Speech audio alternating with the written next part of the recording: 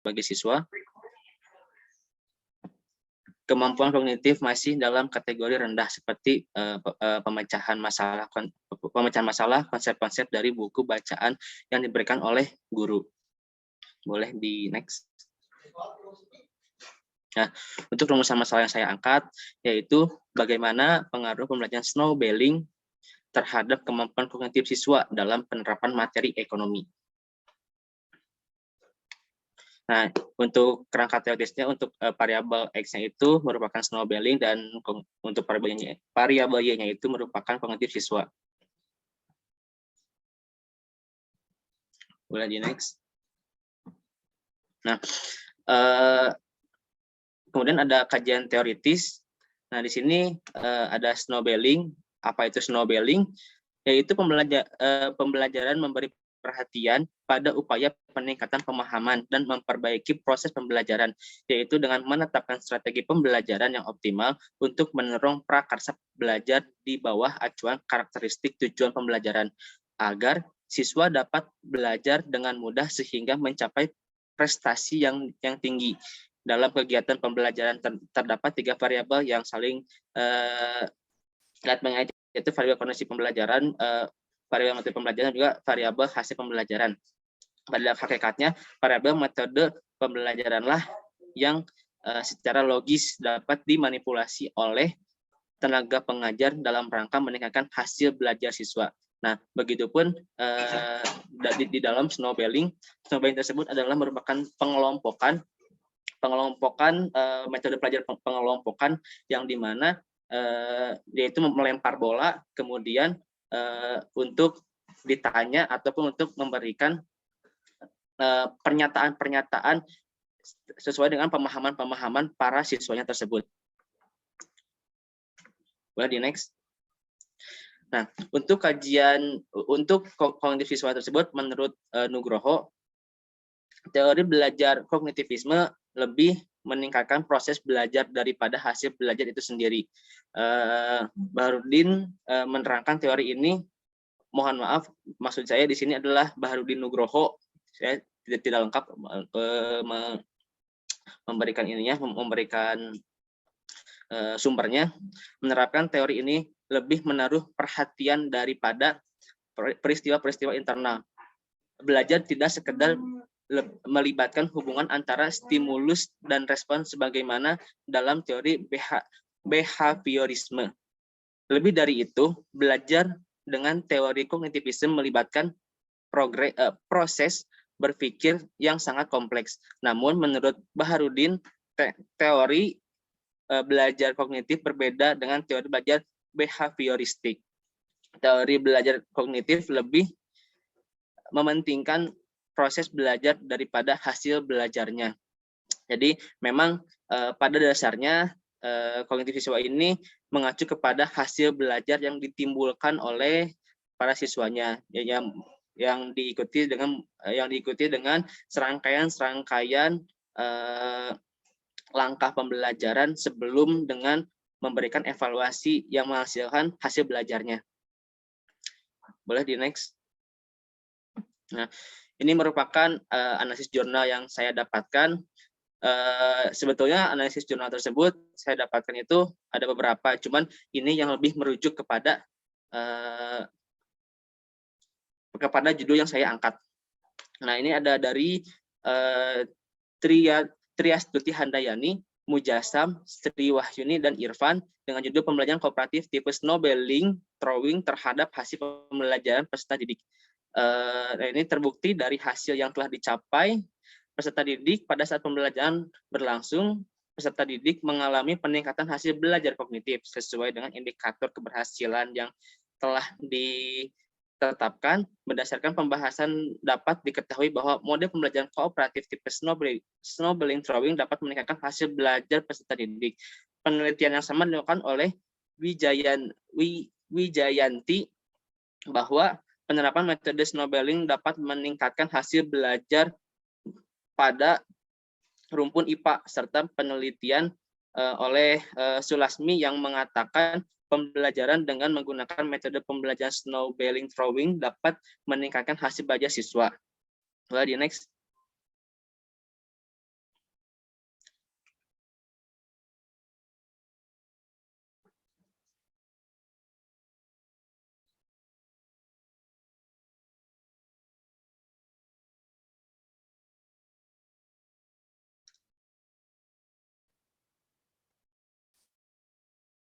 Halo, Dia, apakah ada masalah? Iya, ini di next lagi. Iya, di next lagi. Oh, yang sebelumnya, nah itu. Kemudian jurnal ditulis oleh Derby Ismi Wulan Putri dengan rekannya Immanuel Sauro Awang dan juga Didin Syafruddin dengan judul penerapan model snow throwing terhadap aktivitas dan kognitif siswa.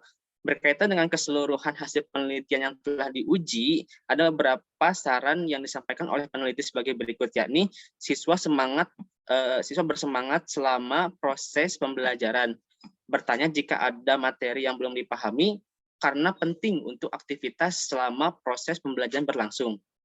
Yang kedua, untuk peneliti yang berminat untuk meneliti lebih lanjut tentang model tipe tersebut, lebih banyak memperbanyak kajian-kajian model tersebut agar meminimasi kekurangan untuk memperbaiki demi penyempurnaan penelitian yang akan dilaksanakan. Boleh di next. Nah, untuk yang selanjutnya, ini merupakan jurnal internasional yang saya translatekan. Penulisnya yaitu Miklos Sebuk dan Joltan Katsuk dengan judul The Multi-Class Classification of Newspaper Article with Machine Learning, the Hybrid Binary Snowballing Approach. Dengan hasilnya meningkatkan hasil positif ini, proses kami menawarkan kontribusi 4 kali lipat pada literatur. Pertama, yang menetapkan peran kunci terbatas untuk pengkodean manusia dalam alur kerja kami. Pendekatan hybrid atau semi otomatis ini memberikan nilai tambah dibanding pendekatan yang sepenuhnya otomatis.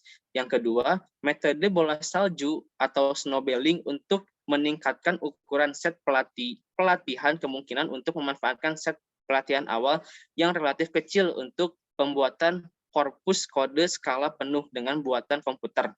Yang terakhir, ini kemudian dapat diterapkan pada korpus perawan dalam domain dalam proses yang disebut bola salju antar korpus. Ketiga, desain proses ML kami dibangun di atas pengkodean biner, yaitu satu atau semua sebagai lawan dari pengaturan multi kelas yang dalam pengujian kami. Di next. Nah, untuk kesimpulan, berdasarkan penelitian yang dilakukan oleh para peneliti, bahwasanya ada perbedaan ketika sebelum diberi perlakuan dan ketika sudah diberi perlakuan. Terlebih jika dibangun antara model pembelajaran snowballing dengan model pembelajaran jigsaw. Kemudian dipacu kembali dengan kognitif seolah penggabungan yang sangat sempurna karena dari berbagai aspek perlakuan tercipta dengan model-model tersebut. Boleh selanjutnya.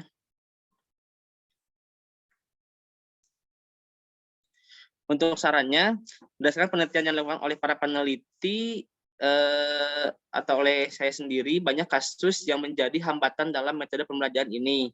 Seperti siswa tidak ingin bertanya ketika ditunjuk atau menjadi gugup karena panik dan tidak bisa berbicara di depan umum. Namun, hal ini bukan menjadi hambatan untuk seorang guru dalam memotivasi siswanya untuk dapat berbicara meskipun jika di dalam kelompok itu menggunakan juru bicara, mereka dapat memutarkan juru bicara untuk ke setiap anggota kelompoknya agar setiap siswa mampu merasakan dan menggunakan hak suaranya secara langsung demi melatih keberanian terkhusus dorongan dari anggota kelompok kecilnya sendiri.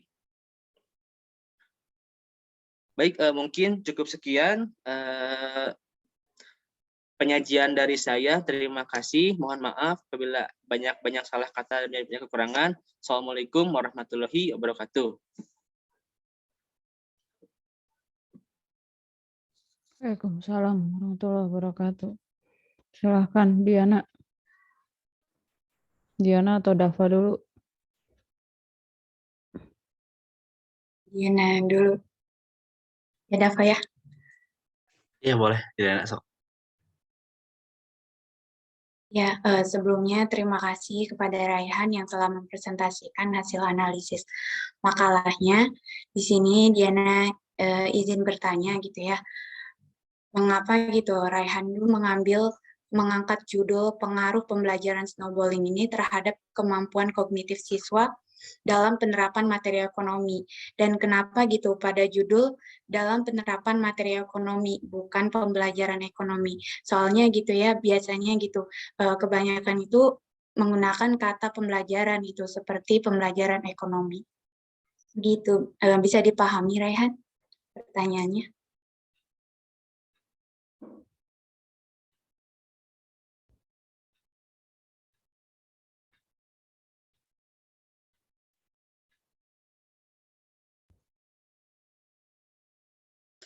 Mohon maaf, boleh ditulis di kolom chat, Diana? Ya, siap.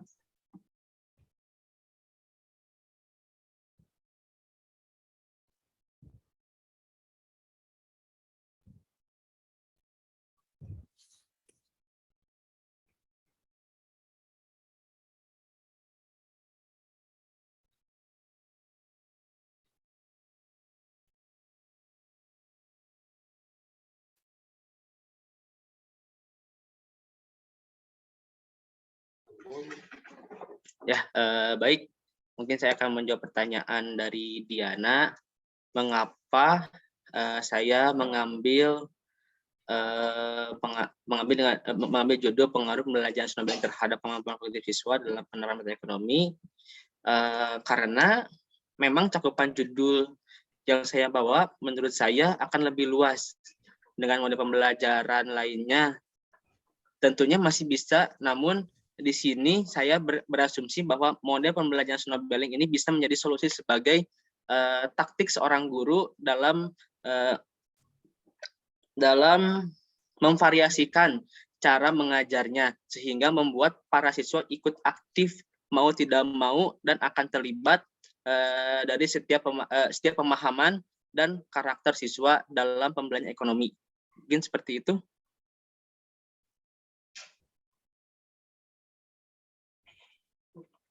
Apakah sudah jelas, Diana?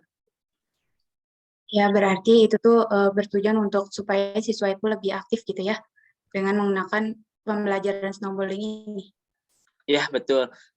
Karena memang di sini saya ini lebih memfokuskan kepada materi ekonomi, namun tidak menutup kemungkinan juga snowballing ini diterapkan kepada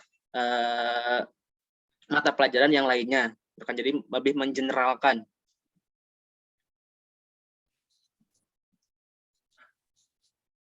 Ya, baik Rehan. Boleh untuk pertanyaan selanjutnya, Rehan? Boleh.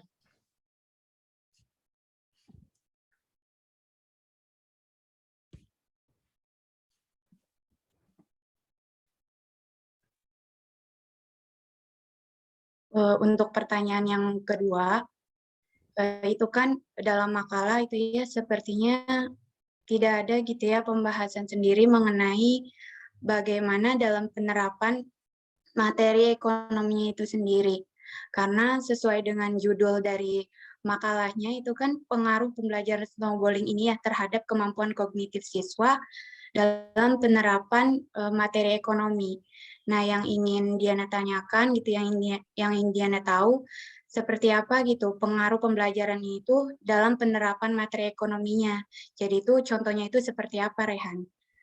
Ada nggak yang membedakan antara penerapan dalam materi ekonomi dengan materi lainnya gitu, atau justru sama aja?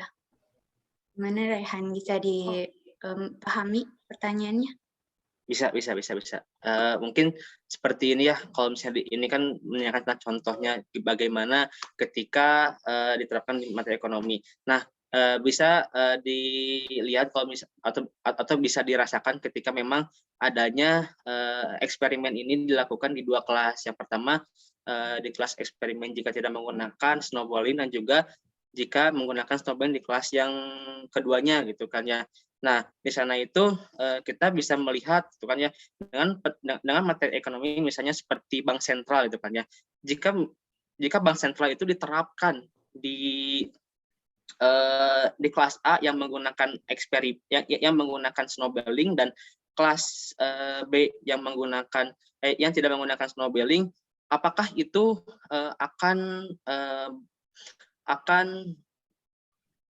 akan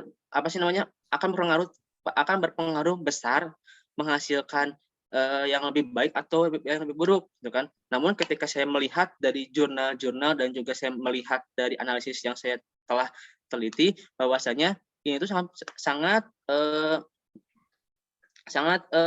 signifikan, gitu kan, hasilnya, gitu kan, di mana orang-orang dan juga siswa-siswa tersebut itu mampu untuk memahami dan juga mampu untuk diarahkan, karena memang dari setiap kelompok tersebut dia itu mampu untuk menjelaskan, mampu untuk memahami, karena memang itu dia mau tidak mau siswa tersebut itu harus mengerti dan paham dengan terhadap materi pembelajaran di bank sentral tersebut.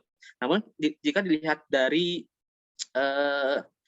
kelas B yang tidak menggunakan snowballing tersebut atau menggunakan model pembelajaran yang lain, itu juga sangat bagus, gitu kan ya.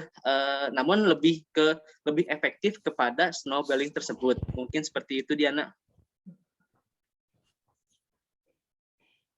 Ya, baik Rehan, berarti bisa disimpulkan bahwasannya anak-anak tuh harus paham dulu gitu ya mengenai materi yang dibawakan gitu ya, materi yang dibahas gitu, sehingga anak-anak tuh bisa lebih aktif gitu Rehannya. Ya, betul.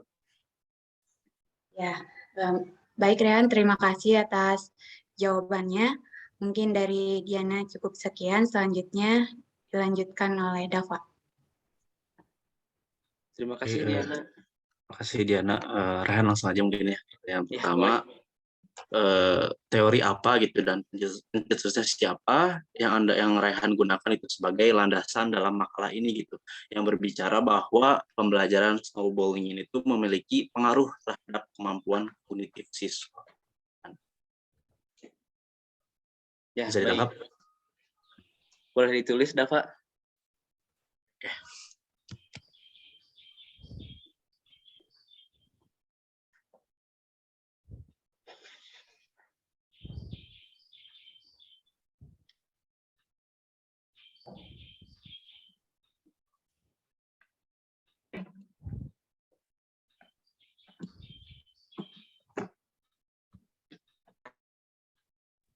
Ya, baik. Dava tadi menyatakan teori apa yang digunakan oleh saya terhadap pembelajaran snowballing ini. Menurut Zaini, bahwasanya snowballing ini, jadi saya menggunakan teorinya Zaini, snowballing ini digunakan untuk mendapatkan jawaban yang dihasilkan dari diskusi peserta didik secara bertingkat, dimulai dari kelompok kecil, kemudian dilanjutkan dengan kelompok yang lebih besar, sehingga pada akhirnya akan memunculkan 2 atau 3 jawaban yang telah disepakati oleh peserta didik secara berkelompok.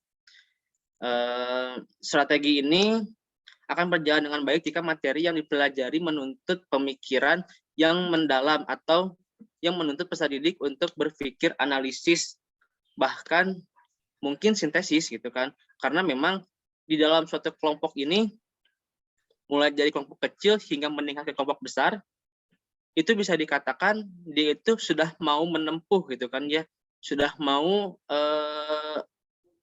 memahami materi yang diberikan oleh seorang guru, gitu kan.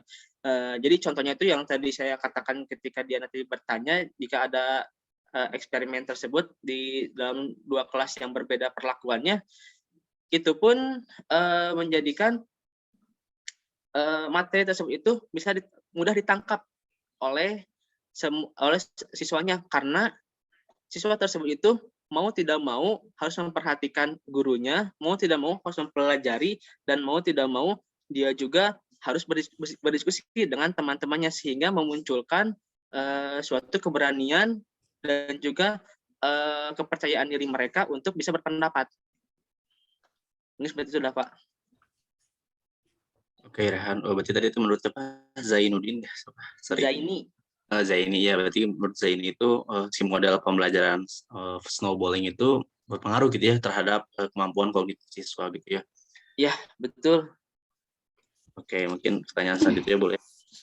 Menurut Rehan gitu, apakah model pembelajaran itu masih relevan dan masih dapat digunakan secara efektif gitu, untuk pembelajaran secara daring gitu? Karena kan kita ketahui kalau secara daring itu kita cuma kelihatan dari kepala sampai sini nih. Nah itu kan cukup sulit gitu ya untuk melihatnya gitu. Terus ada juga yang off cam, karena kan kalau offline itu langsung kelihatan semuanya gitu.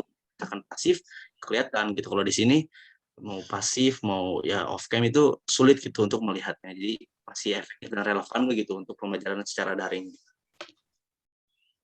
Baik, jika diterapkan di dalam pembelajaran secara daring, ini mungkin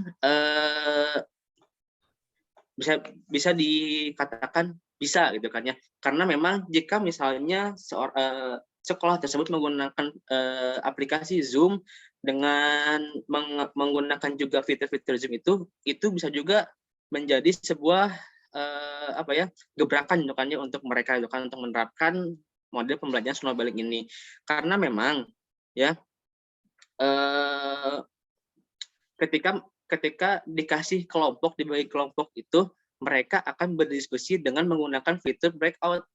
Nah, di dalam fitur breakout ini mereka itu bisa berdiskusi dan mereka itu mungkin saja tidak akan menunjuk jubir untuk berbicara, namun mereka itu akan berbicara secara langsung dengan guru dan semua siswa yang lainnya untuk ikut andil dalam menyampaikan pernyataan dan pemahaman dia orang tersebut, sehingga pas dipindahkan lagi ke room utama mereka itu siap gitu kan ya untuk melaksanakan atau untuk menyampaikan apa yang akan disampaikan oleh setiap orangnya tersebut.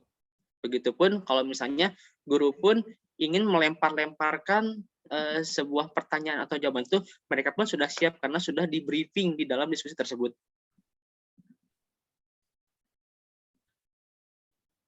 Oke, Rehan, berarti dengan adanya pembelajaran daring yang melalui Zoom salah satunya itu menjadi salah satu alternatif juga ya, karena bisa melalui diskusi di breakout room yang mana mungkin lebih ini ya, lebih kondusif gitu dibanding di kelas secara bersama-sama pasti lebih bising gitu suaranya. Oke, pertanyaan selanjutnya Rehan, sebentar. Ya, terkait variabel kemampuan kognitif siswa. Nah ini Rehan ini melihat kemampuan kognitif siswa itu dari mana gitu. Kan kalau misalkan contohnya variabel hasil belajar itu bisa dilihat dari nilai ulangannya ataupun nilai akhirnya gitu. Nah kalau variabel kemampuan kognitif siswa itu dari mana gitu? Mengerti Rehan? Ya,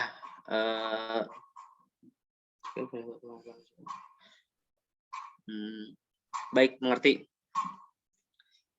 Dalam hal ini saya melihat dari kemampuan berpikir dan bernalar yang diperlakukan untuk melakukan tugas apapun, dari yang sederhana hingga yang paling kompleks.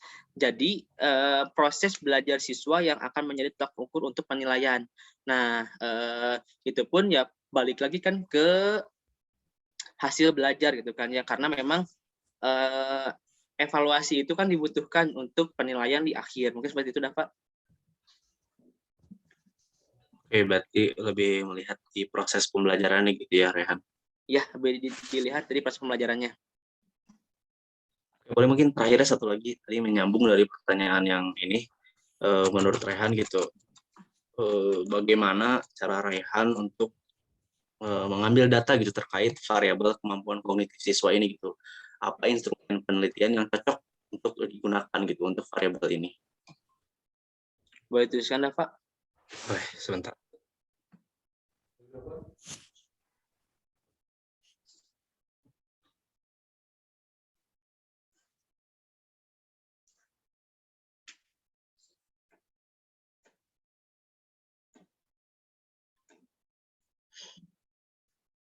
Misalkan kan instrumen penelitian itu ada tes, terus wawancara, observasi dan lain-lain. Nah itu dari manakah yang lebih cocok gitu untuk variabel kemampuan kognitif siswa ini, Rehan? Baik, baik, baik. Eh,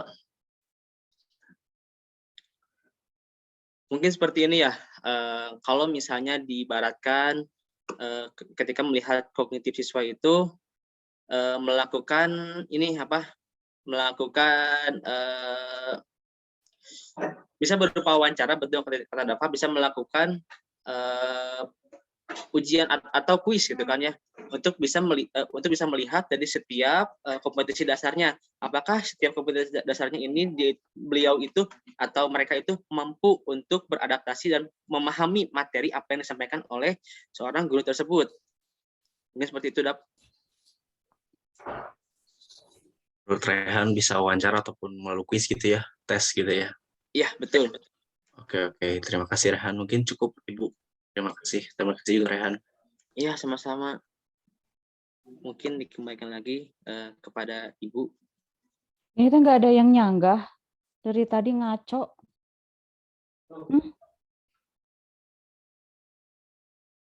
Yang pembahas dengan yang audiens nggak ada yang nyanggah.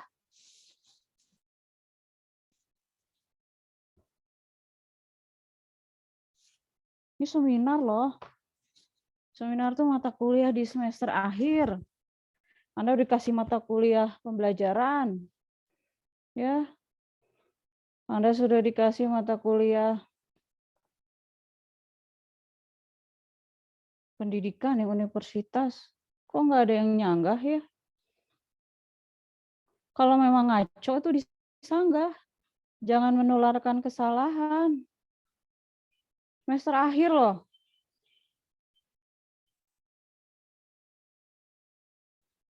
Jai ini dibilang teori dari mana? Udah baca berapa banyak ini?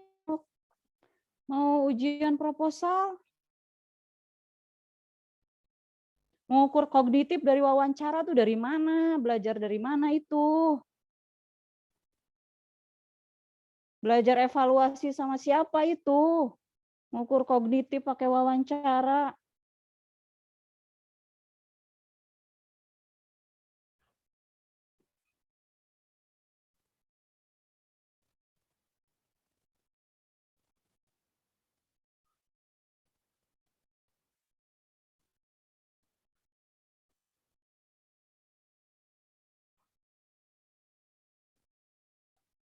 Snowball dibilang model, dibilang metode, dibilang teknik, dibilang taktik.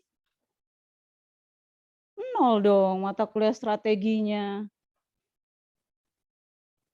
Ya.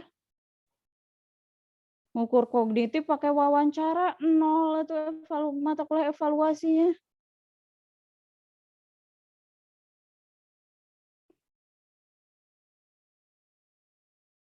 Mau apa yang dibuatnya untuk ujian proposal? Udah harus tentang pendidikan. Karena Bunda Anda bukan calon ekonom. Prodinya juga pendidikan ekonomi. Kemana itu bekal-bekal yang diberikan dosen? Di strategi, di perencanaan, di evaluasi,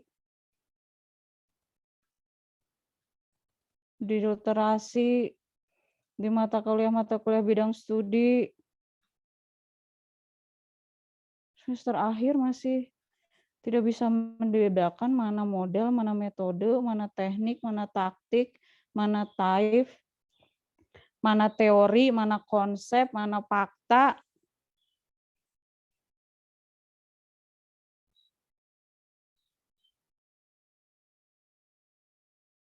Terus yang mau ditulis di proposalnya apa?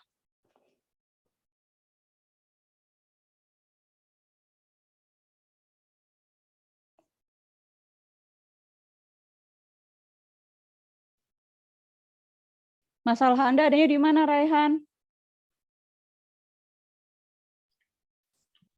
Jika dilihat dari rumusan masalahnya, Bu. Saya tanya masalah Anda apa? Masalah bagaimana, Ibu? My God. Masih nanya masalah apa? Penelitian itu kan dilakukan kalau ada masalah. Kalau nggak ada masalah, ya nggak usah diteliti. Cari masalah lain. Kok masih nanya masalah itu apa? Mungkin seperti ini, Bu.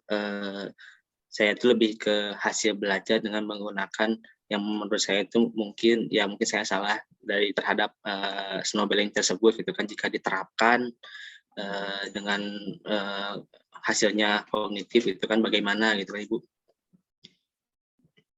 Yang lebih clear, masalah Anda apa?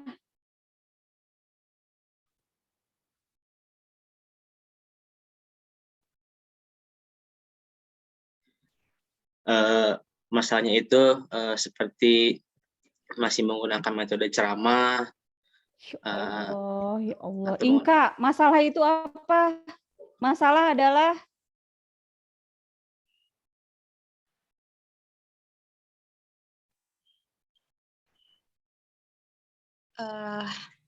masalah itu adalah ketidaktepatan antara harapan dan kenyataan.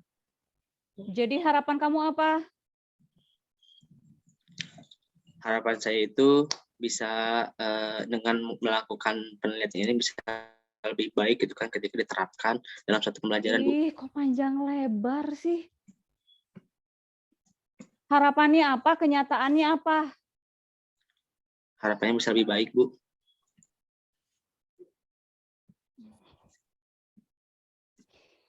Penelitian kamu sendiri tapi kok nggak paham?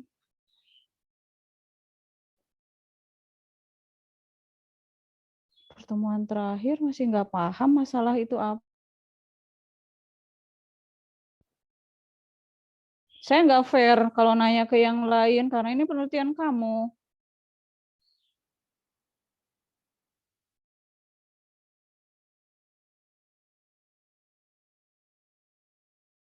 Masa belum paham kalau masalah itu adanya di variabel Y?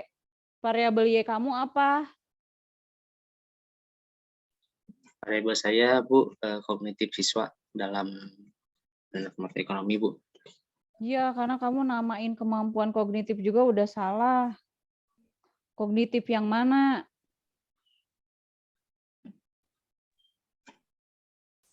Kognitif tentang lebih ke hasil belajar sih, Bu, namun saya tidak Masya gamblang. Allah, Masya Allah, Masya Allah.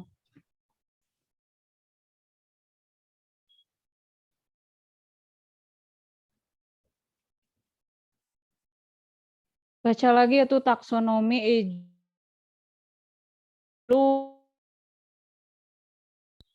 atau yang udah direvisi dari Anderson Cradwell. Udah ada terjemahannya, kalau belum ada terjemahannya. Masa orang pendidikan.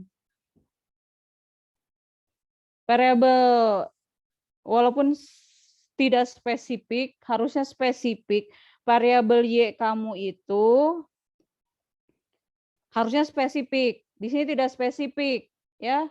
Kemampuan kognitif itu yang mana? Ya. Yang kalau menurut Bloom itu ada 6 tingkatannya. Nah, kalau gimana kamu bisa menentukan ini pakai snowballing? Variabel X kamu apa?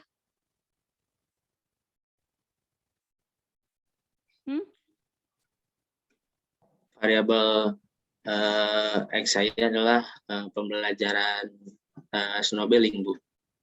Jadi menurut kamu obatnya dari rendahnya, kalau saya tanya masalah berarti ada masalah dengan kemampuan kognitif. Sekali lagi, saya tidak menyarankan kemampuan kognitif, terlalu general. Ya, kemampuan kognitif itu ada 6 tingkatannya kalau menurut Bloom. Ya, tapi saya bicara dari yang kamu tulis, kemampuan kognitif itu ada masalah. Jadi kalau saya tanya masalahnya apa? Masalahnya itu adalah masih rendahnya kemampuan kognitif siswa yang tadi dibilang Inka, ya. Harapannya itu kan kemampuan kognitif tinggi, tapi pada kenyataannya kemampuan kognitif itu rendah. Nah, itu harusnya data pendukung itu ada di latar belakang. Ya. Nah, kemudian pertanyaan selanjutnya, apakah betul obatnya itu adalah snowball? Nggak jelas juga, karena kemampuan yang kamu ukur juga nggak jelas. Snowball. Belum lagi kamu tadi makin ngaco ngejawab sintaknya dari snowball. Karena kamu belum memastikan snowball itu sebagai apa. Ya, model kah, metode kah, teknik kah, harus jelas. Makanya kita selalu saja orang sosial itu di bawah orang sains, ya. Seperti dokter itu kan jelas kalau pusing dikasih apa, kalau pilek dikasih apa, enggak bolak-balik kan. Nah, harusnya kita orang sosial tuh bisa seperti itu. Kalau masalahnya kemampuan pemahaman, obatnya apa? Ya, obat dari strateginya apa? Obat dari penilaiannya apa? Obat dari medianya apa? Nah, itu yang di sosial itu penuh ketidakpastian gitu.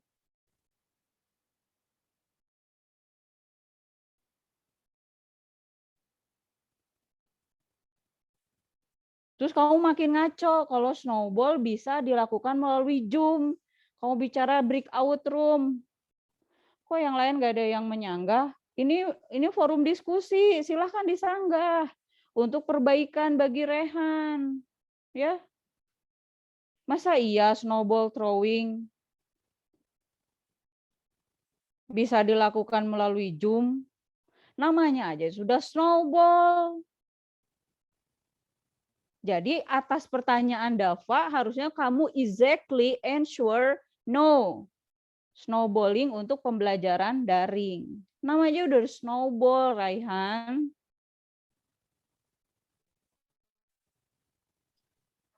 Baik, Ibu.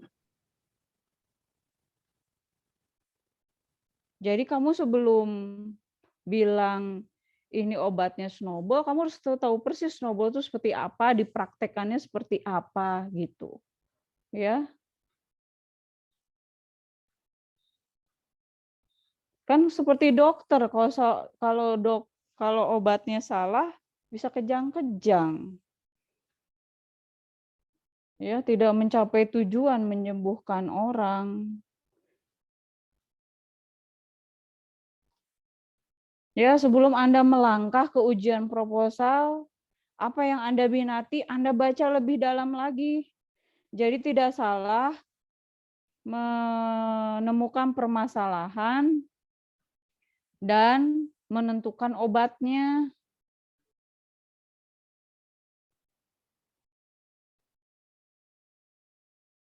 Ya, karena snowball itu hanya tekniknya saja. Jadi tadinya bolanya ada di Santa. Kemudian Santa ingin yang menjawab Dava. Maka snowballnya itu dilemparkan ke Dava. Itu kalau individu. Kalau kelompok juga bisa. Ya. Kelompok 1 ingin mengajukan pertanyaan ke kelompok 2. Atau snowballnya itu sendiri udah berisi pertanyaan. Bisa juga snowballnya itu tidak berisi pertanyaan, nanti pertanyaannya disampaikan secara lisan. Coba pelajari lagi.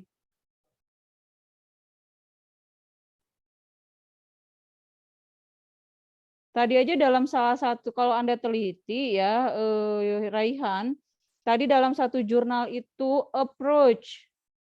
Dia nggak bilang metode. Ya. Dia tidak bilang model.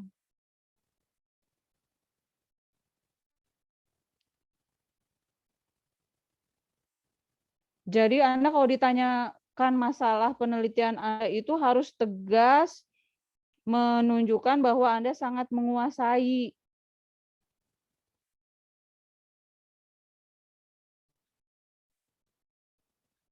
Ya, karena di judul Anda itu kan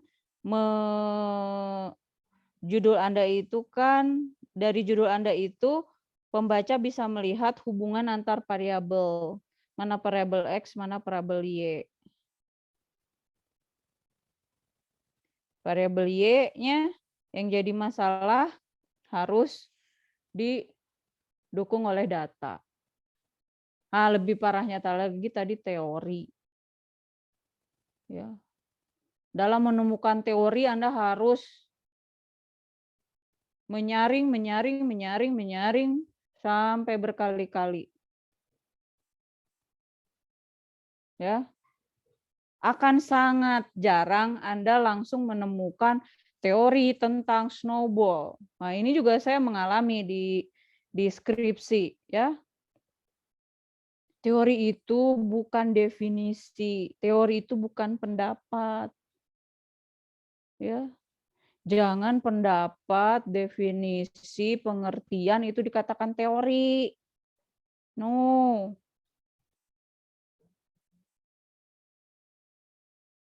Ya. Jadi snowball. Snowball itu tekniknya seperti ini, tarik lagi ke atas. Yang bicara kalau Anda tidak menemukan dan saya yakin nggak akan menemukan, ya. Seperti misalkan salah satu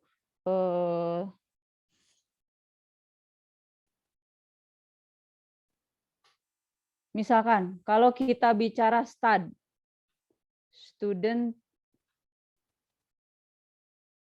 apa? Team achievement, student achievement. Nah, itu teorinya teori apa? Student Team Achievement Division. STAD. Atau TSTS. To stay, to stray. Dua tinggal, dua bertamu. Pakai teorinya apa?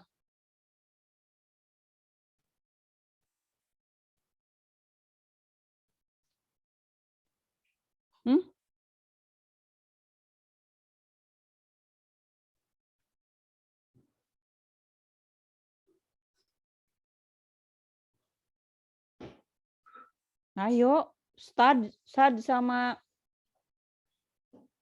TSTS type dari apa?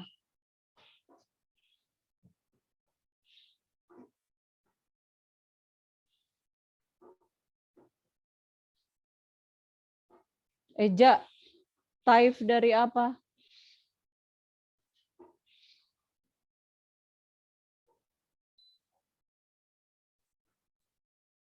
Belum tahu, Bu.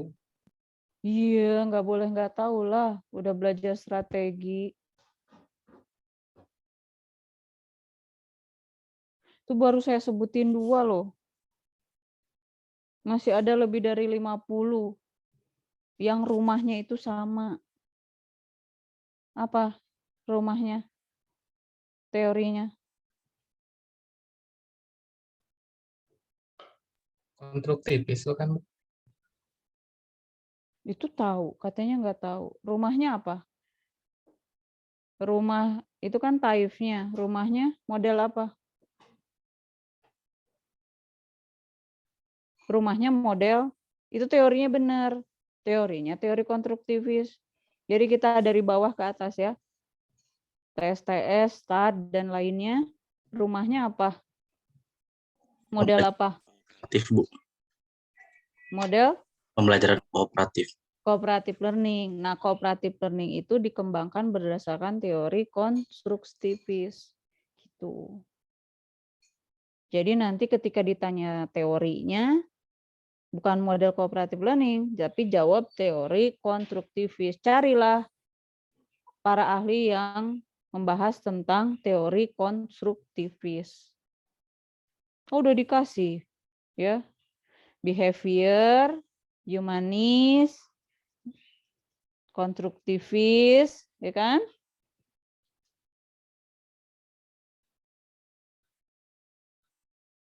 Oke, perbaiki ya Rehan ya. Ya buat Baik, Bu. semuanya sih perbaikan. Karena itu masalah. Gimana mau merumuskan masalah kalau masalahnya aja tidak tahu. Padahal nanti antara rumusan masalah, tujuan penelitian, terus apa lagi? Linear kemana? Rumusan masalah, linear ke tujuan, kemudian ke Hasil, Ibu. sebelum hasil, Manfaat. bukan. Efektivitas. Sebelum dugaan sementara terhadap hasil namanya apa? Hipotesis, Ibu. Nah, hipotesis, baru ke hasil, baru ke terakhir Kumpulan. kesimpulan, ya. Itu harus linear tuh. Ya. Dikecualikan rumusan masalah yang deskriptif. Ya, nanti kan rumusan masalah ada yang deskriptif ya. Misalkan 3 rumusan masalahnya, 1 kan rumusan deskriptif. Jadi 2, maka hipotesisnya juga 2, sampai kepada kesimpulan itu adalah 2. Buat semuanya loh, bukan buat Rehan. Perbaikannya teorinya teori apa.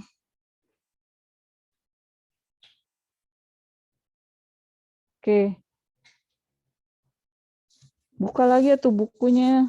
Jangan ngandalkan dari jurnal yang Anda baca. Hanya dari jurnal itu toh. Jurnal kan harus dilihat referensinya apa di belakangnya, itu kan reference. Saya pernah menemukan beberapa jurnal isinya itu hanya beberapa lembar saja. Yang lebih banyak itu adalah reference-nya. Ya. Reference-nya bisa berlembar-lembar.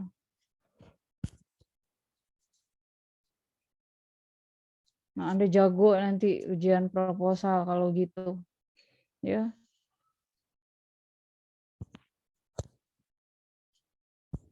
Makanya kan ada disertasi yang tidak lebih daripada,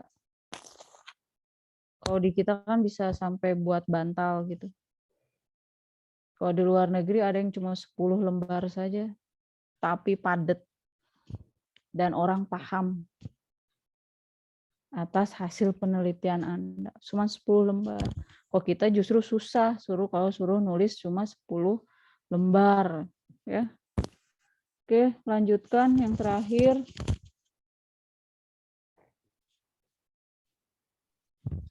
Sebelumnya Ibu terima kasih atas nasihatnya Ibu. Ya, sama-sama.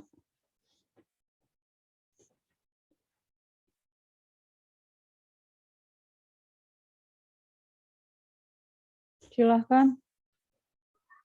Baik, Ibu. Izin saya screen.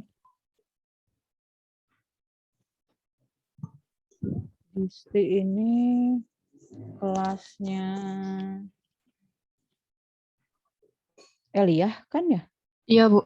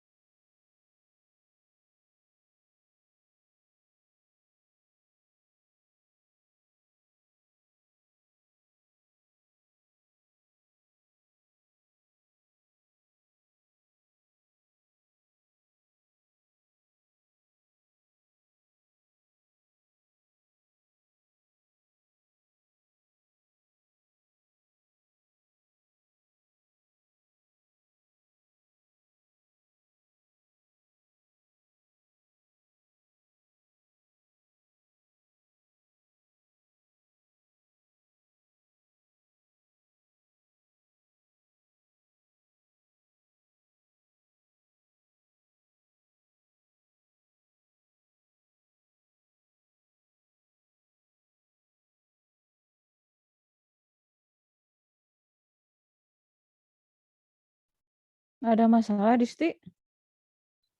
Iya Bu, ada masalah ini PowerPoint-nya. Tadi itu udah dibuka tapi nggak bisa di apa-apain. Bisa ditolong dia atau yang lainnya. Iya Bu.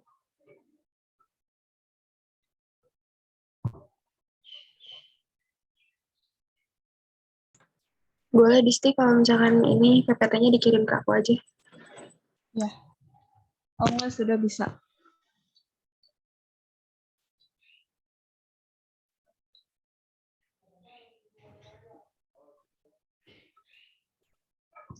Sudah ada Bu. Sebentar belum. Adik,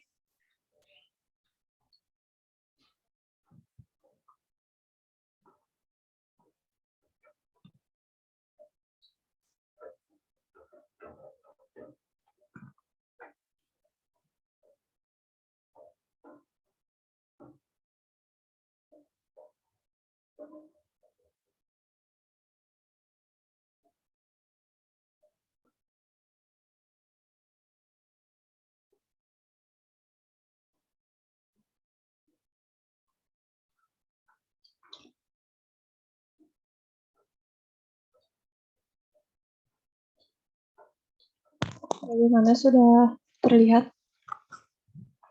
sudah. Ayo, Disti. Baik.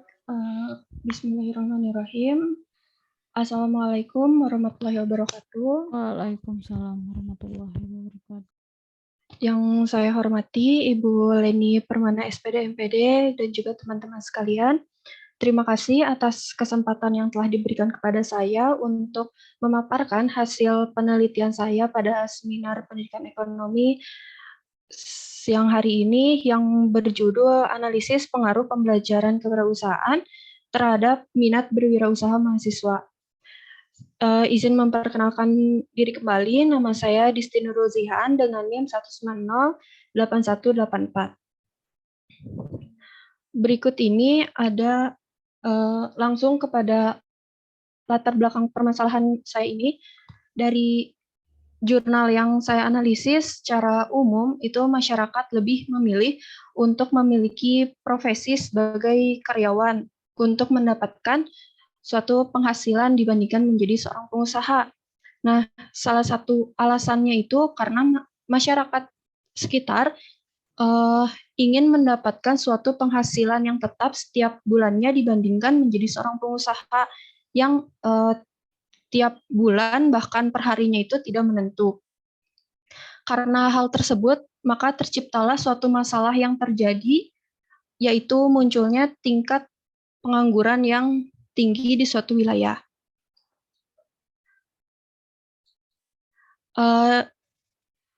Nah, pengangguran ini merupakan salah satu permasalahan yang paling serius di Indonesia dan pengangguran masih sulit untuk diatasi.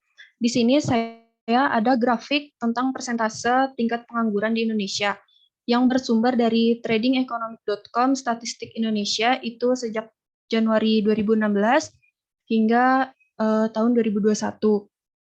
Di sini dapat dilihat bahwa grafik dari Januari 2016 hingga 2020 itu terlihat stabil, bahkan mengalami penurunan pada Januari 2020.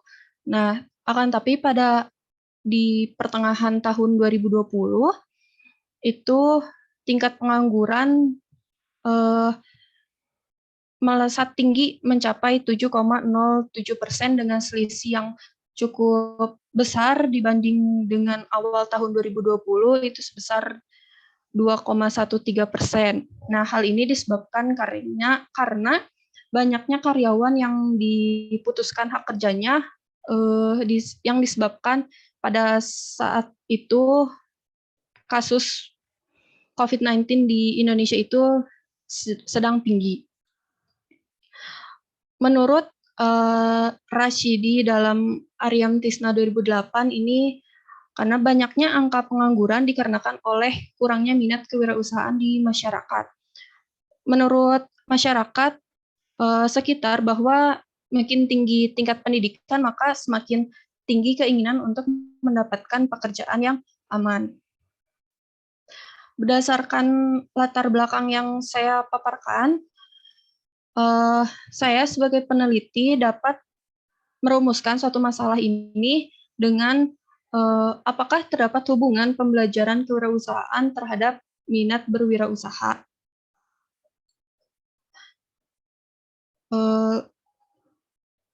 Langsung kepada kajian pustakanya. Yang pertama itu terkait kewirausahaan. Nah, menurut Peter F. Drucker, kewirausahaan adalah kemampuan menciptakan sesuatu yang baru dan berbeda. Nah, kewirausahaan ini merupakan suatu kemampuan keterampilan kreatif dan inovatif yang sebagai landasan atau petunjuk dari sumber dalam menentukan peluang kesuksesan. Nah, kewirausahaan ini itu merupakan kemampuan seseorang dalam menciptakan sesuatu hal yang baru, yang berbeda karena hal yang baru berbeda melalui pemikiran dan yang kreatif dan inovatif dalam menciptakan suatu peluang. Untuk kajian yang kedua itu ada pembelajaran kewirausahaan. Nah, pembelajaran kewirausahaan menurut Danu Hadi Mejo 2010 dan Wibowo 2012 itu menyatakan bahwa pembelajaran kewirausahaan adalah penanaman nilai, kemampuan, dan perilaku seseorang dalam berkreasi dan berinovasi untuk membentuk jiwa kewirausahaan. Nah, pembelajaran kewirausahaan ini memberikan suatu manfaat, yaitu pengembangan sikap kewirausahaan dan mengajarkan keterampilan kewirausahaan kepada mahasiswa. Kajian yang ketiga itu ada minat berwirausaha. Menurut Fuadi 2009, minat berwirausaha ini merupakan ketersediaan dalam bekerja keras dan tekun untuk menciptakan kemajuan usahanya, kesediaan dalam menanggung berbagai macam resiko yang berkaitan dalam menggunakan tindakan yang dilakukan, bersedia menempuh jalur dan cara yang baru, kesediaan dalam hidup hemat, dan juga kesediaan belajar yang dialami.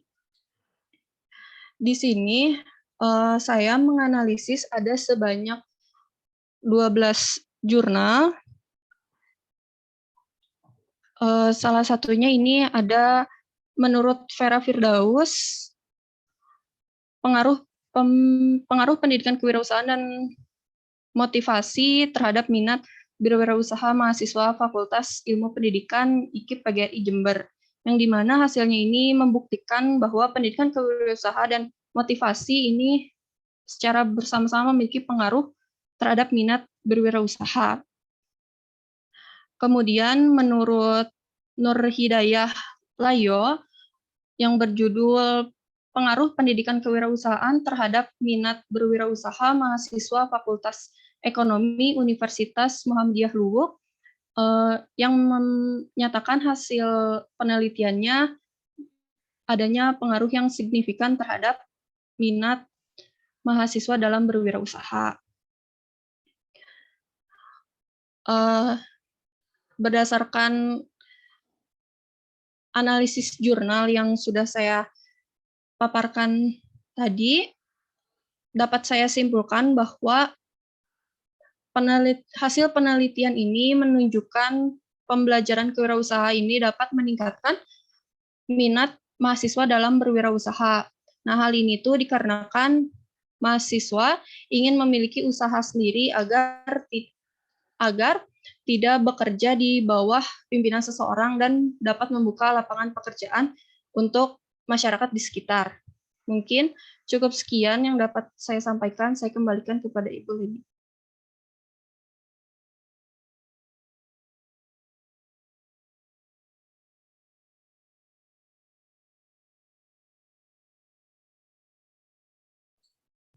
Bu, mohon maaf masih di mute.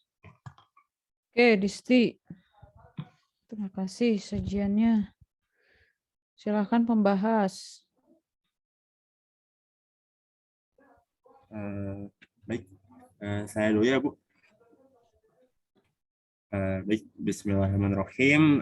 Terima kasih ya kepada Teh Disti untuk presentasinya yang sangat luar biasa atas makalahnya yang berjudul Analisis Pengaruh Pembelajaran Kewirausahaan Terhadap Minat Berwirausaha Mahasiswa. Sudah sangat bagus dari judulnya juga. Hanya saja seperti ini, ada hal yang ingin saya tanyakan gitu. Seberapa pentingkah minat berwirausaha bagi mahasiswa? Karena seperti yang kita tahu ya, bahwa mahasiswa itu tujuannya adalah belajar.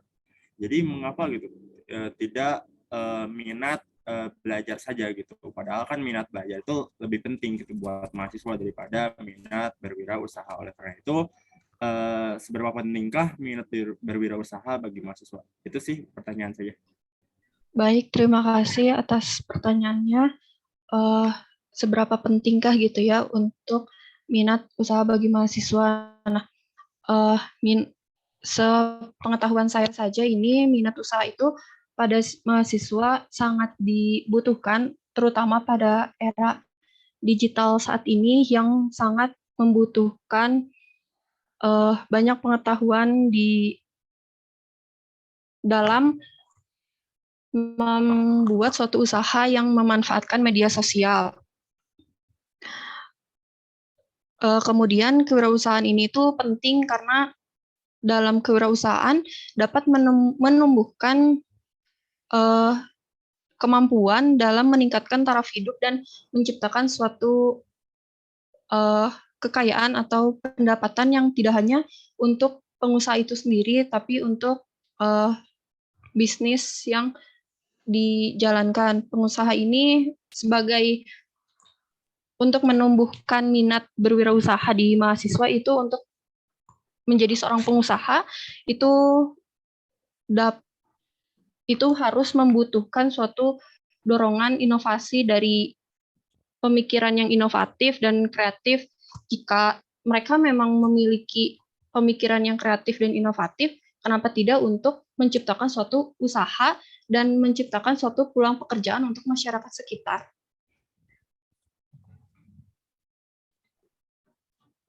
Seperti itu ya. Oh ya, baik. Berarti alasannya karena mahasiswa itu memiliki pemikiran yang inovatif dan juga modern kali ya. Mungkin itu jawabannya. Kalau begitu, saya ada pertanyaan lagi ya, yaitu, bentar. Nah, kan tadi dijelaskan juga gitu bahwa wirausaha itu mengenai pembelajaran wirausaha itu tujuannya adalah untuk mengurangi pengangguran gitu. Dan kan targetnya di sini adalah mahasiswa. Nah, kenapa tidak pilih lulusan SMK saja gitu? Karena yang seperti kita tahu saja gitu bahwa yang memberikan pengangguran paling banyak di Indonesia itu adalah SMK gitu. Mengapa targetnya kenapa tidak SMK saja gitu daripada mahasiswa itu sendiri? Baik, jadi menurut saya itu karena jangankan untuk yang lulusan SMK gitu ya, untuk yang lulusan S1 saja, bukan kadang tapi di kehidupan nyata ini banyak yang lulusan S1 masih menganggur, padahal yang lulusan S1 itu sudah diberikan seperti pemahaman secara teori dan juga lapangan pembelajaran secara lapangannya pun sudah lebih mendalam dibanding SMK gitu.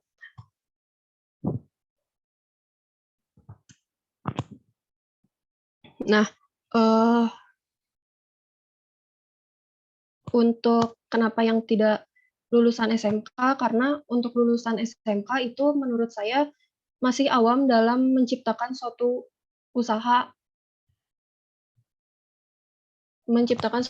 usaha baru gitu. Nah, kalau untuk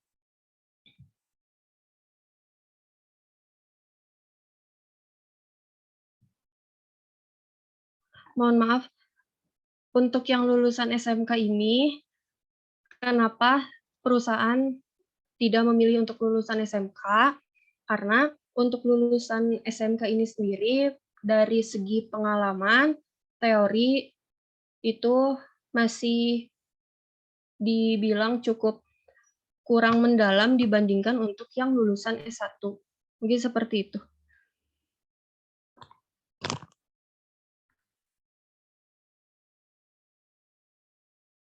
Oh ya, berarti intinya karena memang kurang pengalaman kali ya. Ya udah, itu saja sih dari saya. Mungkin nanti bakal ada tambahan lagi. Silakan selanjutnya. Baik. Terima kasih Disti untuk pemaparannya. Izin bertanya, untuk pertanyaan yang pertama, itu tadi seperti yang sudah dipaparkan Disti, itu mengambil variabel terikatnya itu kan atau masalahnya itu minat berwirausaha. Yang mana minat itu masih mendasar sekali gitu. Berdasarkan yang saya lihat di keseharian, itu minat berwirausaha itu lebih mudah didapatkan tanpa harus melalui pendidikan gitu. Contohnya bisa melihat kesuksesan orang yang mempunyai usaha, atau bisa juga dari keluarga-keluarga sekitar gitu, sanak saudara yang mempunyai usaha dan sukses, itu bisa menimbulkan minat gitu dari hal-hal seperti itu. Jadi pertanyaannya, apa yang membuat Disti tertarik mengambil masalah minat? Karena kalau dilihat lebih permasalahannya itu lebih ke pengambilan keputusan berwirausahanya, karena dapat diketahui berdasarkan data 2021 itu persenan berwirausaha atau entrepreneur itu masih 3,7%, yang mana masih jauh sekali dari negara-negara yang lain gitu untuk Indonesia. Nah, seperti itu dapat dipahami pertanyaannya, Isti. Ya, dapat dipahami. Jadi maksudnya itu bagaimana cara untuk menumbuhkan minat berwirausaha itu tidak hanya melalui pendidikan gitu ya? Bukan, lebih nanya kenapa lebih tertarik ngambil permasalahannya itu minat berwirausahanya, karena sepertinya masalahnya itu lebih ke pengambilan keputusannya gitu untuk berwirausaha.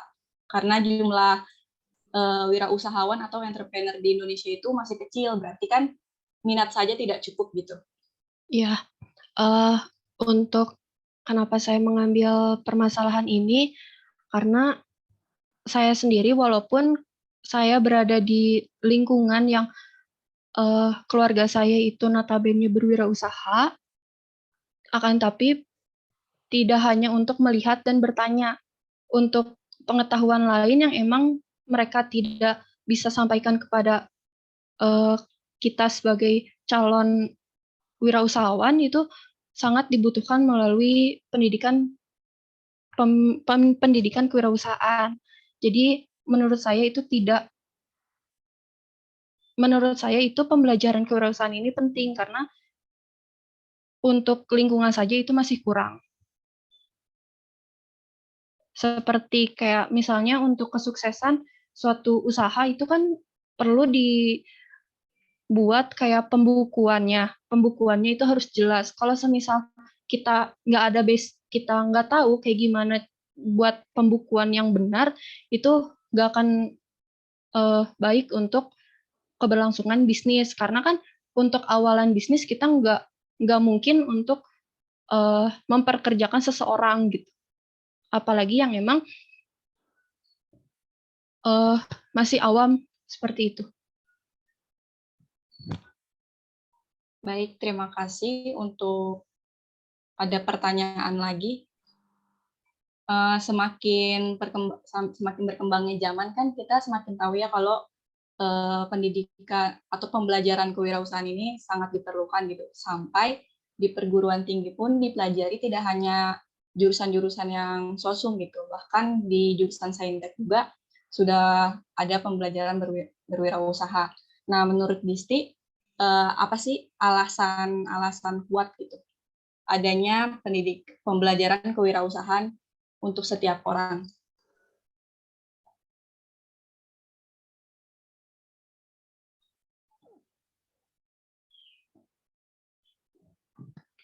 Baik,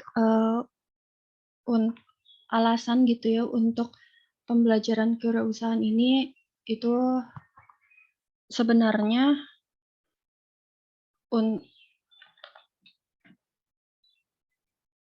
menurut saya itu memiliki manfaat yang cukup penting, bukan hanya untuk yang berminat di wirausaha, karena kan sudah dijelaskan melalui latar belakang, tadi juga sudah dijelaskan apa yang sudah saya paparkan, bahwa berdasarkan tingkat pengangguran gitu ya, dan juga tadi saya mengatakan bahwa yang lulusan S1 saja itu masih banyak yang menganggur. Dengan adanya pembelajaran kewirausahaan ini dapat menumbuhkan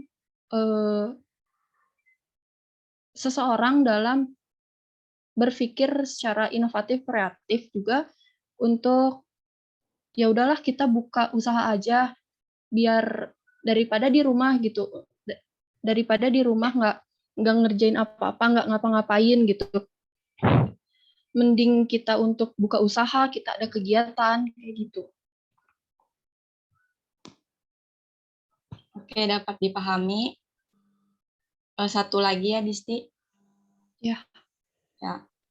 Nah, menurut Disti, pembelajaran kewirausahaan saat ini gitu yang diterapkan itu sudah baik belum sih? Walaupun dari hasil analisis kan semuanya berpengaruh positif ya terhadap minat, tapi berdasarkan kenyataannya kan tingkat wirausahawan masih rendah gitu. Berarti kan minat saja tidak cukup gitu ya, Disti. Jadi, apakah pembelajarannya sudah cukup atau ada hal yang kurang gitu atau perlu diperbaiki supaya tidak hanya berminat tapi menjadi seorang wirausaha gitu.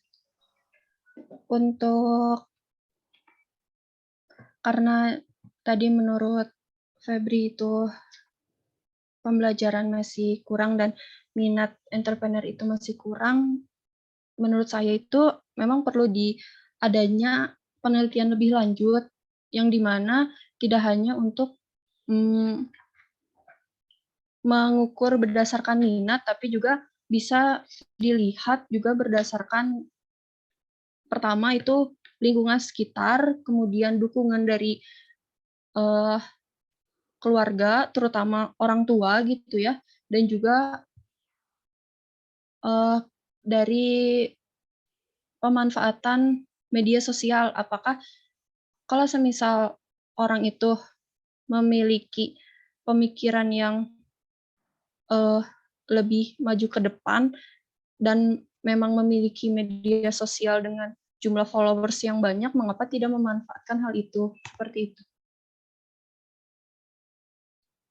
Baik, terima kasih Disti untuk jawabannya dapat dipahami. Jadi tidak hanya faktor dari pembelajarannya aja ya, gitu. Ada banyak faktornya gitu yang menyebabkan kurang minat atau pengambilan keputusan untuk usahanya. Baik, terima kasih. Untuk selanjutnya saya serahkan kembali kepada Ibu.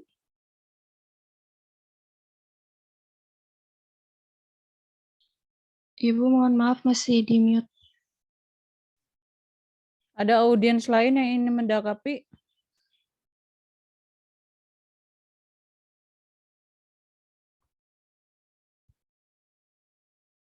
Dari paparan Disti maupun dari pertanyaan dari pembahas, ada yang ingin mendakapi?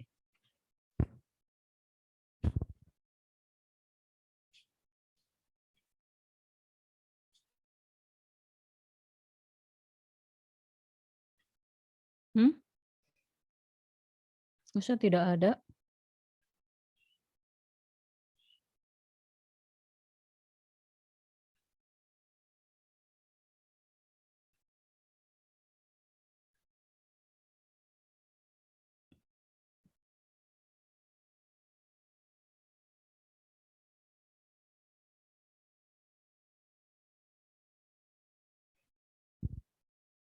Tidak ada yang mau menanggapi?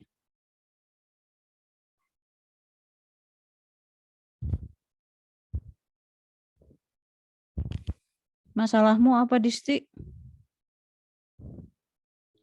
Masalahnya di minat berwirausaha, Bu. Kenapa minat berwirausaha? Karena kalau dilihat itu kadang minat usaha di mahasiswa itu masih kurang untuk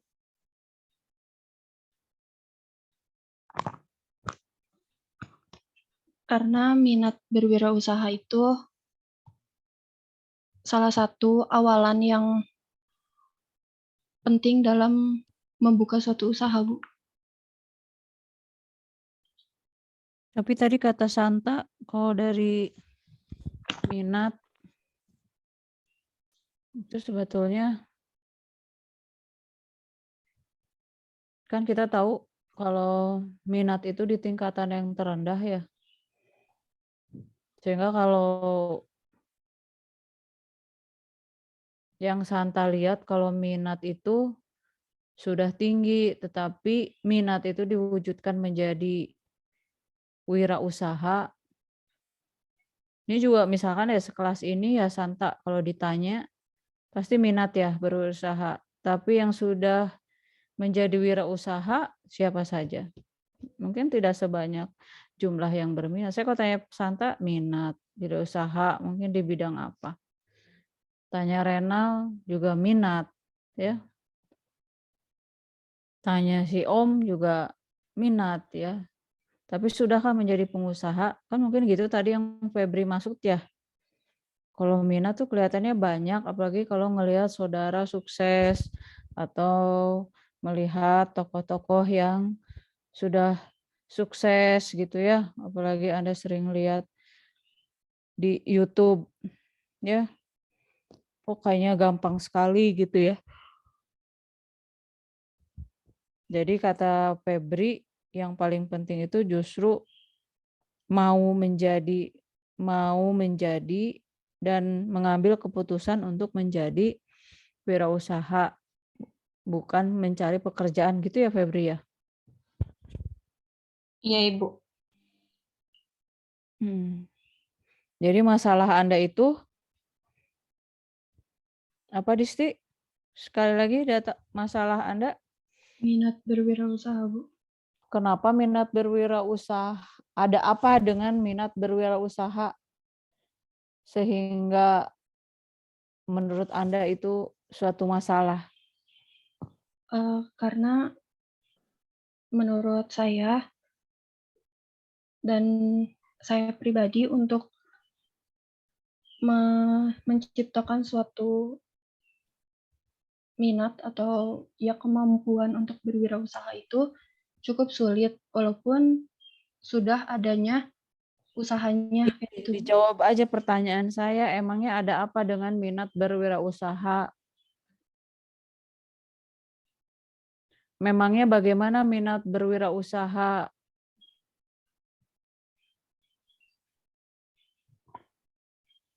Di kalangan mahasiswa? Seperti apa minat berwirausaha di kalangan mahasiswa?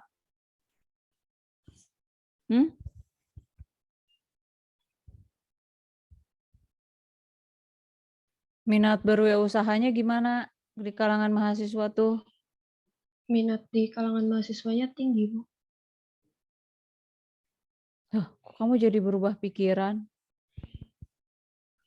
Dari jurnal yang saya baca minat berwirausahanya itu tinggi. Terus yang jadi masalahnya apa?